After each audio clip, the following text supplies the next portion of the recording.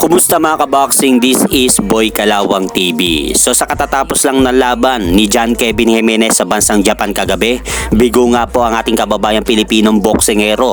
Maiuwi ang bakanting OPBF minimum weight title matapos nga po siyang talunin by a 12 round unanimous decision ng Hapon na si Takeshi Ishii.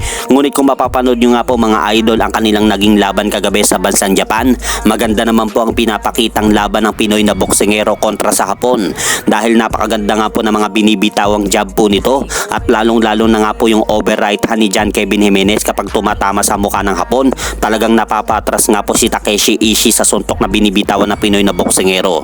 Ngunit ganun po talaga mga idol kapag ikaw ay dayo sa ibang bansa, lalong-lalo na nga po sa bansang Japan. Hirap nga po tayo makakuha dyan ng desisyon na panalo sa kanila.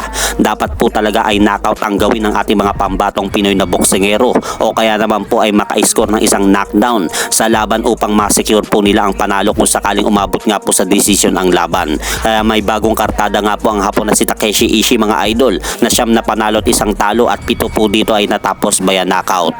Habang si John Kevin Jimenez naman po mga idol ay nalasap naman po nito ang kanyang unang talo sa kanyang professional boxing career sa kamay ng Hapon na si Takeshi Ishii dahil bumagsak nga po ang kartada ni John Kevin Jimenez sa 8 wins, 1 losses with 3 knockout. Ngunit ganun pa man po mga idol ang nangyari sa ating Pinoy na pambatong boksingero na si John Kevin Jimenez. Saludo pa rin po tayo sa kanyang tibay at buong tapang na lumaban sa bansang Japan kagabi. Kaya binabati pa rin po natin mga idol si John Kevin Jimenez sa kanyang magandang performance na ipinakita sa ibabaw ng lona kagabi. At hanggang dito na lang po muna ang aking update sa mga aganapan sa mundo ng boxing.